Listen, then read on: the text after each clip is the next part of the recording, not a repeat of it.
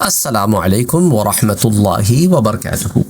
سورہ یاسین کی تفسیر کے ضمن میں ہم آیہ نمبر 45 تک پہنچے تھے، جس میں اللہ سبحانہ وتعالی ارشاد فرماتا ہے وَإِذَا قِيلَ لَهُمُ اتَّقُوا مَا بَيْنَ أَيْدِيكُمْ وَمَا خَلْفَكُمْ لَعَلَّكُمْ تُرْحَمُونَ، اور جب ان سے کہا جاتا ہے کہ تم اس عذاب سے ڈرو جو تمہارے سامنے اور تمہارے بعد ہے تاکہ تم پر رحم کیا جائے، تو وہ اس پر غور نہیں کرتے۔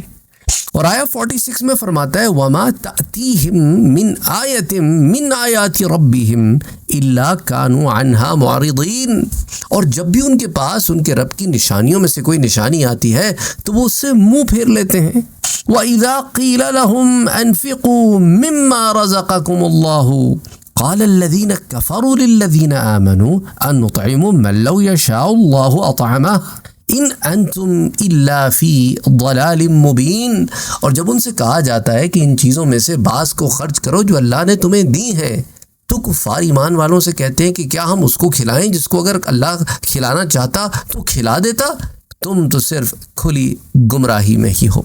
یہ آیات 45 سے 47 کا ترجمہ ہے، اور ترجمہ اپنے معنی میں بڑا واضح ہے، لیکن اس کے کچھ تفسیری نکات ہیں جس پر میں بات کرنا چاہتا ہوں۔ آیہ 45 سے آغاز کرتے ہیں، پھر دیکھتے ہیں کہاں تک آج کا سلسلہ جاری رہتا ہے، تینوں آیات پر ہم بات کر پاتے ہیں یا پھر باقی حصہ اگلے درس میں دیکھتے ہیں۔ بہرحال آیہ نمبر 45 جو ہے، اور جب ان سے کہا جاتا ہے تم اس عذاب سے ڈرو جو تمہارے سامنے اور تمہارے بعد ہے تاکہ تم پہ رحم کیا جائے، تو اس پہ غور نہیں کرتے۔ اس آیہ کی تفسیر کے ضمن میں حضرت عبداللہ ابن عباس رضی اللہ تعالیٰ عنہ، حضرت جبیر اور حضرت مجاہد رحمہم اللہ، وہ کہتے ہیں کہ تم اپنی گزشتہ زندگی کے گناہوں پر اللہ کے عذاب سے ڈرو اور آئندہ زندگی میں گناہوں سے بچو اور نیکی کے کام کرو تاکہ تم پہ رحم کیا جائے۔ اور حضرت قتادہ رحمۃ اللہ علیہ کہتے ہیں کہ اس کا معنی یہ ہے کہ تم اس عذاب سے ڈرو جو تم سے پہلی قوموں پر ان کی نافرمانی اور سرکشی کی وجہ سے آیا تھا، اور آخرت کے عذاب سے ڈرو اور ایمان لے آؤ تاکہ تم پہ رحم کیا جائے۔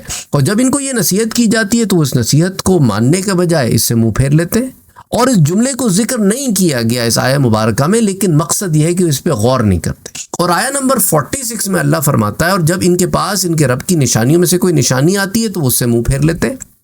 تو آیہ 46 میں یہ دلیل ہے کہ جب بھی ان کے پاس ان کے رب کی کوئی نشانی آتی ہے تو وہ کرتے کیا ہیں، وہ نشانی کو نظر انداز کر دیتے ہیں۔ تو اس آیت میں نشانیوں کے لیے آیات کا لفظ ہے، اور اس آیت میں آیات سے مراد قرآن کریم کی آیات بھی ہو سکتی ہیں، اور آیات سے مراد وہ معجزات اور دلائل بھی ہو سکتے ہیں جو حضور اکرم صلی اللہ علیہ وآلہ وسلم کو اللہ سبحانہ وتعالی کی طرف سے عطا ہوئے، کہ جس پر آپ نے توحید اور اپنی اللہ کی توحید اور اپنی نبوت پر آپ نے دلیل قائم کی اور ان کے سامنے پیش کی، اور وہ عقلی دلائل سے نصیحت حاصل کرنے والے لوگ ہی نہیں تھے، اور یہ وہ لوگ تھے کہ جو سامنے لائی گئی انفارمیشن کے اوپر بالکل اگنور کر کے بیٹھ جاتے تھے۔ اور سورہ یاسین کی اس آیہ نمبر 45 میں مشرکین سے یہ کہا گیا ہے کہ دیکھو تم اس عذاب سے ڈرو جو تمہارے سامنے اور تمہارے بعد میں، یعنی موت کے وقت جس عذاب کا خطرہ ہے اس سے ڈرو، اور موت کے بعد برزخی حیات ہے، آخرت کے معاملات ہیں، یہ اس سے بھی ڈرو، خطرہ ہے تمہارے لیے۔ اللہ تمہیں وارن کر رہا ہے، اللہ نے تمہارے پاس اپنا وارنر نذیر بھیجا ہے جو بتا رہا ہے کہ اب بھی وقت ہے، لیکن تم اللہ کی الوہیت پر ایمان ہی نہیں لاتے، اس کی توحید پر، اس کی ذات پر، اس کی صفات پر تم ایمان ہی نہیں لاتے، تم شرک اور کفر میں پڑے ہوئے ہو، تم اللہ کی تکذیب کر رہے ہو، تم عذاب کو بالکل اگنور کر رہے ہو کہ گویا تم بالکل محفوظ۔ اور آیہ نمبر 47 میں ان سے کہا گیا ہے کہ ان چیزوں میں سے بعض کو خرچ کرو جو اللہ نے تمہیں دی ہیں۔ سو اس آیت میں ان کو مخلوق پر شفقت کرنے کا حکم ہے، اور تمام احکام شرعیہ اس کی طرف رجوع کرنے کا انہیں حکم ہے، خالق کی تعظیم کرنے کا، مخلوق پہ شفقت کرنے کا، حقوق اللہ کا، حقوق العباد کی ادائیگی کا، اور یہ سارے معاملات جو انسان کو نیک اور پرہیزگار بناتے ہیں، عبادات کا کرنا، شرک کو ترک کرنا، کفر کو ترک کرنا، تقوی اختیار کرنا، موت کو نہیں بھولنا، وہ سارے معاملات جو انسان کو تقوی کی زندگی پہ دائم، اور یہ ایمان رکھنا، یہ سارے معاملات جو تمہارے چل رہے ہیں یہ اللہ سبحانہ وتعالی کی طرف سے ہے۔ تمہاری تمام ضروریات اللہ سبحانہ وتعالی پوری کرتا ہے، وہی کفیل ہے، وہی ضامن ہے، وہ پتھر کے نیچے موجود کیڑے کو بھی وہی رزق دیتا ہے، اور سارے معاملات وہی دیکھتا ہے۔ پھر اللہ نے یہ حکم دیا تھا کہ دیکھو ان چیزوں میں سے بعض کو خرچ کرو جو اللہ نے تمہیں دیے، تو اس حکم میں بتایا کہ اللہ نے تمہیں غریبوں پر اپنی جو بھی حیثیت ہے تمہاری اس کے مطابق خرچ کرو. اگر تم خود اتنے غریب ہو تو پھر ٹھیک ہے، وہ اور بات ہے. پھر دوسروں کو جن کو اللہ نے زیادہ دیا ہے وہ تم پہ خرچ کریں. اور ایک اور نقطہ اس میں کہ دیکھو تمہیں اللہ کی دی ہوئی چیزوں میں سے خرچ کرنے کا حکم دیا ہے، تو تمہاری اپنی چیزوں میں سے کوئی چیز خرچ کرنے کا تمہیں حکم نہیں دیا. یہ جو تمہارے پاس ہے یہ اللہ نے ہی دیا ہے تمہیں. مما رزقکم، اللہ اپنی چیزوں میں سے تمہیں خرچ کرنے کو کہہ رہا ہے تاکہ تم پہ اللہ رحم کرے اور تمہارے اندر سے بخیلی نکلے. تو اس لیے یاد رکھو یہ سب کچھ جو تمہارے پاس ہے تمہارا نہیں ہے. اور اس میں ایک اور نقطہ یہ بھی آتا ہے کہ یہ دیکھو تم یہ نہ سوچنا کہ اگر تم اپنے مال میں سے ضرورت مندوں کو دو گے تو تمہارا مال کم ہو جائے گا. نہیں، جب تم اللہ کی راہ میں دو گے تو اللہ تمہاری ضروریات کو پورا فرما دے گا. دیکھیں ایک حدیث میں آپ سے ذکر کرتا ہوں، حضرت ابو ہریرہ رضی اللہ تعالیٰ عنہ اس کے راوی ہیں. نبی اکرم صلی اللہ علیہ وسلم نے فرمایا کہ ہر روز جب بندہ صبح کو اٹھتا ہے تو فرشتے نازل ہو کر دعا کرتے ہیں کہ ان میں سے ایک فرشتہ کہتا ہے کہ اللہ خرچ کرنے والے کو خرچ شدہ چیز کا بدل عطا فرما، اور دوسرا کہتا ہے کہ اللہ بخیل نے جو مال بچا کے رکھا ہے اسے ضائع کر دے. اور صحیح بخاری صحیح مسلم کی متفق علیہ روایت ہے. صحیح بخاری حدیث 1443، مسلم حدیث 1010، سنن کبریٰ امام نسائی بھی اس روایت کو روایت کرتے ہیں. حضرت ابو ہریرہ رضی اللہ تعالیٰ عنہ بیان کرتے ہیں کہ حضور صلی اللہ علیہ وسلم نے فرمایا کہ بخیل اور خرچ کرنے والے کی مثال ان دو لوگوں کی طرح ہے جن کے بدن پر سینے سے پھسلی تک لوہے کا جبہ ہو. خرچ کرنے والا جب بھی خرچ کرتا ہے تو وہ جبہ کھل کر پھیل جاتا ہے حتیٰ کہ اس کی انگلیوں کے پوروں کو بھی چھپا لیتا ہے اور اس کے قدموں کے نشانوں کو مٹا دیتا ہے. اور بخیل جب کسی چیز کو خرچ کرنے کا ارادہ کرتا ہے تو اس کا جبہ اس کے حلق سے چمٹ جاتا ہے، اور بخیل اس کو کھولنا اور کشادہ کرنا چاہتا ہے لیکن وہ کھلتا اور کشادہ ہوتا نہیں ہے. یہ متفق علیہ روایت بخاری اور مسلم شریف کی، سنن نسائی میں بھی آتی ہے، مسند امام احمد میں بھی آتی ہے. بخاری میں حدیث 1443، مسلم میں حدیث 1021. سو اس حدیث میں خرچ کرنے والے اور بخیل کی مثال لوہے کی جبے، یعنی جبہ سمجھتے ہیں آپ، یہ جو پیچھے وہ پہن لیتے ہیں، ہمارے ہاں بھی لوگ پہنتے ہیں نا، یہ جو آگے سے کھلا ہوا ہوتا ہے، آرمر سمجھ لیں آپ، یوں سمجھ لیں آپ، تو زرہ سمجھ لیں آپ جس کو اردو میں کہتے ہیں. تو بہرحال تو یہ معاملہ ہوتا ہے ان کا کہ اس سے مثال سے سمجھایا گیا ہے. اور علامہ ابن بطال رحمۃ اللہ علیہ جو شارح صحیح بخاری ہیں، آپ کہتے ہیں کہ جب سخی صدقہ کرتا ہے تو صدقہ اس کے گناہوں کا کفارہ ہو جاتا ہے اور اس کو مٹا دیتا ہے، اور بخیل کے گناہ اسی طرح باقی رہتے ہیں. اور علامہ محلب کہتے ہیں کہ سخی دنیا اور آخرت میں خوش رہتا ہے اور بخیل دنیا اور آخرت میں غمگین. اور ایک قول میں یہ بھی آتا ہے کہ اس مثال سے مراد یہ ہے کہ سخی کا مال خرچ کرنے کے باوجود بڑھتا ہے اور بخیل کا کم ہوتا ہے، وہ مال روکنے کے باوجود کم ہوتا رہتا ہے. اور یہ تفصیلات شرح بخاری ہے عمدۃ القاری، اس کی جلد 8 صفحہ 445 پر آتی ہیں. اور حضرت اسماء رضی اللہ تعالی عنہا بیان کرتی ہیں کہ حضور صلی اللہ علیہ وسلم نے مجھ سے فرمایا کہ تم اپنی ہتھیلی کا منہ بند نہ رکھو ورنہ اللہ بھی تم سے اپنے خزانے کا منہ بند رکھے گا. اور ایک روایت میں یہ ہے کہ تم گن گن کر نہ دو ورنہ اللہ بھی تم کو گن گن کر دیکھا. یہ روایت صحیح بخاری کی حدیث 1433 اور سنن نسائی کی حدیث 2548، مسند امام احمد میں حدیث 27461. تو جب اس آیہ مبارکہ نمبر 47 میں آتا ہے کہ جب ان سے کہا جاتا ہے کہ ان چیزوں میں سے خرچ کر جو اللہ نے تمہیں دی ہیں، تو اس کی یہ وجہ ہے کہ دیکھیں جب مومنین نے کفار مکہ سے کہا نا کہ تم اپنے کھیتوں اور مویشیوں میں سے جو حصہ اللہ کے لیے رکھا ہے اس کو مسکینوں اور ناداروں پر خرچ کرو، تو آگے سے کیا جواب دیتے ہیں کہ بھئی ہم ان کو کھلائیں کیوں؟ بھئی اگر اللہ کو کھلانا ہو تو کھلا دیں. بھئی جن کو اللہ نے محروم رکھا ہے ان کو ہمارے کھلانے کی ذمہ داری تھوڑی ہے. یہ ان کی بخل کا معاملہ تھا کہ ہیلے بہانے کر رہے تھے. حالانکہ یہ اس بات کو بھول گئے تھے کہ ان کے پاس جو کچھ ہے وہ اللہ نے دیا ہے، اور وہ اس لیے نہیں کہ سارا تم کھا جاؤ. مما رزقناہم ينفقون، یہ مومنوں کا معاملہ تو یہ کہ جو اللہ نے دیا اس میں سے وہ آگے دیتے ہیں. تو اللہ نے اپنی مخلوق میں سے بعض لوگوں کو وسعت دی، فراغت دی، خوشحالی دی، تو بعض لوگوں کو فقیر اور فاقے میں مبتلا کیا تاکہ خوشحال اور فراخ دست لوگ بدحالوں اور تنگ دستوں پر خرچ کریں اور اللہ کا شکر ادا کریں، اور دونوں کا معاملہ چلتا رہے، ویلتھ سرکولیشن میں رہے. اور فقراء اور غرباء اپنے فقر اور فاقہ پہ صبر کرتے ہیں کیونکہ وہ ان کا ٹیسٹ ہے، اور امیر کے لیے اس کا مال ٹیسٹ ہے. اور یہ اللہ کی اپنی مخلوق میں حکمت اور مشیت ہے، اور اللہ ہر چیز کا مالک ہے، اس کو پتہ ہے کس کو کیا دینا ہے. تو اب سورہ الانعام میں مثال کے طور پہ آتا ہے سیقول الذین اشرکوا لو شاء اللہ ما اشرکنا، کہ وہ جو مشرکین ہیں نا عنقریب وہ یہ کہیں گے کہ اگر اللہ چاہتا تو ہم شرک ہی نہ کرتے، اور نہ ہمارے آباء و اجداد شرک کرتے، نہ ہم کسی چیز کو حرام قرار دیتے. تو اب یہ ہیلے بہانے ہیں، اگر اللہ چاہتا تو ایسا نہ ہوتا. بھی دیکھو یہاں پہ اللہ نے تمہیں اچھائی اور برائی دکھا دی اور ساتھ چوائس دے دی. اب تم جو راستہ پک کرو گے اس کے لیے تم accountable on the day of judgment. یہ دنیا فورسڈ نہیں ہے، یہاں جبر نہیں ہے. راستے تمہارے سامنے whatever route you pick. اب آپ نے اگر ایک شہر سے دوسرے شہر جانا ہے اور 2 راستے ہیں، اب جو راستہ آپ پک کرتے ہیں وہی راستہ آپ کو وہاں لے جائے گا. اگر آپ نے چوروں ڈاکوؤں والے راستہ پک کیے اور پھر آپ ایکسپیکٹ کرو کہ مجھے چور ڈاکو نہیں ملیں گے تو یہ بیوقوفی ہے. اگر آپ ایسا راستہ پک کرو کہ آپ کو پتہ ہے کہ آگے سڑک ہے ہی نہیں، تو پھر اگر آگے سڑک نہیں ملتی ہے اور آپ پھر اس کے اوپر بیٹھ کے روتے ہیں تو پھر غلطی آپ کی. آپ کو بتا دیا گیا تھا کہ آگے سڑک نہیں ہے، بس یہ سڑک یہیں تک ہے، آگے نہیں ہے. تو اس لیے یہ ہیلے بہانے ہوتے ہیں ان کے، اور کچھ نہیں ہے. تو اسی طرح آج کل کے جو دہری ہیں اور بے دین لوگ ہیں وہ بھی اسی طرح کہتے ہیں کہ اگر ہم نیک کام نہیں کر رہے ہیں اور گناہ کر رہے ہیں تو اس میں ہمارا کیا قصور؟ اللہ نے نہیں چاہا کہ ہم نیک کام کریں، برائی سے رکیں. جو چاہتا ہے، جو اللہ چاہتا ہے وہی ہوتا ہے نا. تو ان لوگوں کی گمراہی کی وجہ یہ کہ انہوں نے اللہ کی مشیت اور اس کی رضا میں فرق نہیں سمجھا.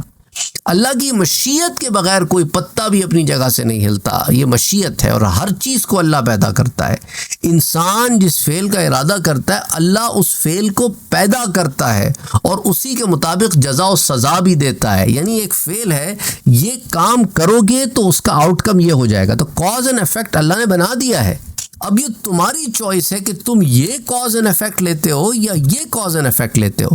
اور تمہارا چناؤ آف کاز اینڈ افیکٹ تم کس بیسس پہ چنو گے؟ اللہ اور اس کے رسول کے بتائے ہوئے اصولوں میں تم چنو گے تو تم کبھی غلطی نہیں کرو گے. جب تم اللہ اور اس کے رسول کے بتائے ہوئے اصولوں کو چھوڑ کے خود اصول بنانا شروع کر دو گے، وضع کرنا شروع کر دو گے، تو پھر تمہاری چوائسز میں غلطی ہو سکتی ہے اور بہت زیادہ امکان ہے کہ غلطی ہو، کیونکہ تم عقل کل تو نہیں ہو. تو اللہ سبحانہ و تعالیٰ نے یہ بات بڑی واضح طور پر، لیکن لوگ چونکہ سمجھتے نہیں ہیں تو اس لیے وہ اس طرح کے ہیلے بہانے کرتے ہیں. اب دیکھیں نا، شیطان نے جب آدم علیہ السلام کو سجدہ نہیں کیا، یہ اس نے بھی یہی لاجک دی تھی. قال ربی بما غویتنی، تو کہنے لگا اے رب کیونکہ تو نے مجھے گمراہ کر دیا تو اس لیے اب میں بھی ان کو آگے گمراہ کروں. یعنی اپنی مسٹیک نہیں مان رہا کہ میں نے غلط ڈیسیژن لیا، میں اس پہ سوری ہوں. نہیں، تو نے مجھے گمراہ کر دیا. تو اسی لیے جو ہے یاد رکھیں کہ جو نیک لوگ ہوتے ہیں وہ نسبت ایسے رکھتے ہیں. دیکھیں ابراہیم علیہ السلام سے سیکھیں. ہر شے، دیکھیں اللہ کی جو مشیت کے بغیر تو کچھ نہیں ہو سکتا، لیکن جب آپ جملہ منہ سے بولیں گے تو کیا حضرت ابراہیم علیہ السلام سے سیکھیں. وہ کیا کہتے ہیں؟ وَإِذَا مَرِضْتُ فَهُوَ يَشْفِينِ. سارے معاملات اللہ سبحانہ و تعالیٰ ہی کرتا ہے، لیکن یہ خلاف ادب ہے کہ میں بیماری کی نسبت اپنے رب کی طرف کروں، بلکہ انہوں نے اس کو یہ کہا جب میں بیمار ہوتا ہوں تو وہ شفا دیتا ہے، تو شفا کی نسبت اس کی طرف، بیماری خرابی میرے میں ہے، کمی میرے میں ہے. اللہ اکبر. یہ ادب ہے، یہ ادب ہے.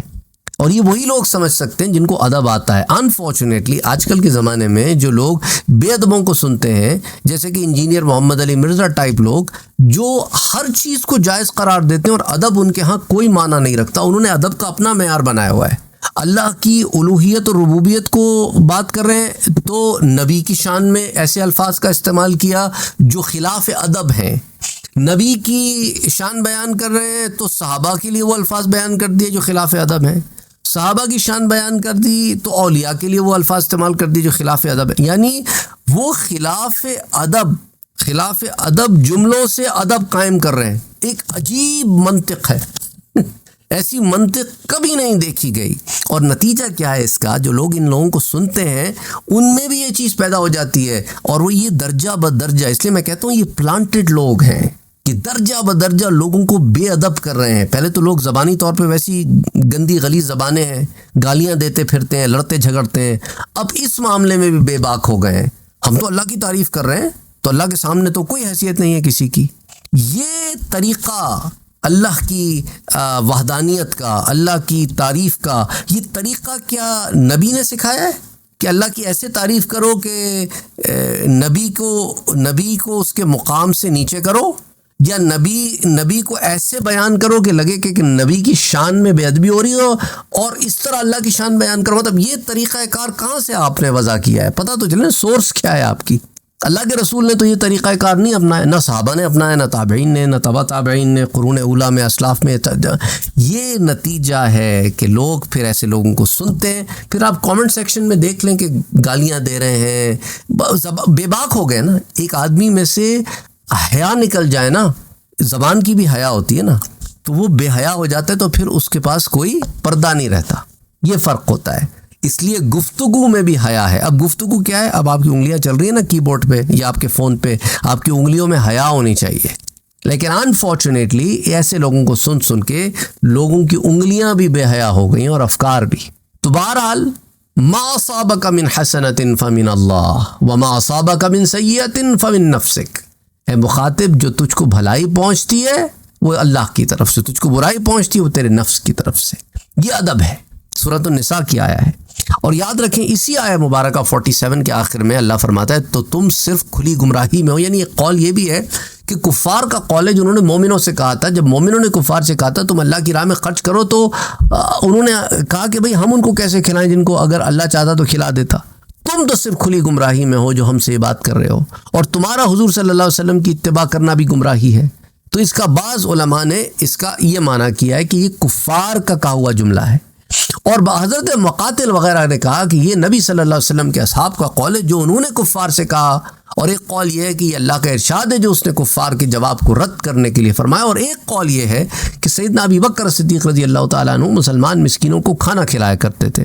تو ابو جہل نے ان کے پاس جا کر کہا کہ یا ابا بکر، اے ابو بکر، کیا تم یہ سمجھتے ہو کہ اللہ ان لوگوں کو کھلانے پر قادر نہیں ہے؟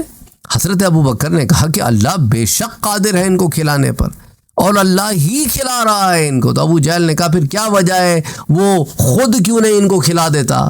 حضرت ابو بکر نے کہا اللہ نے قوم کو تنگ دستی میں مبتلا کیا اور ایک قوم کو اچھے حال میں رکھا، اور فقراء کو صبر کرنے کا حکم دیا، اور عمراء کو یہ حکم دیا امیروں کو کہ وہ ان کو دیں جن کے پاس نہیں ہے. تو تب ابو جہل نے کہا واللہ خدا کی قسم یا ابا بکر تم تو سری گمراہی میں ہو.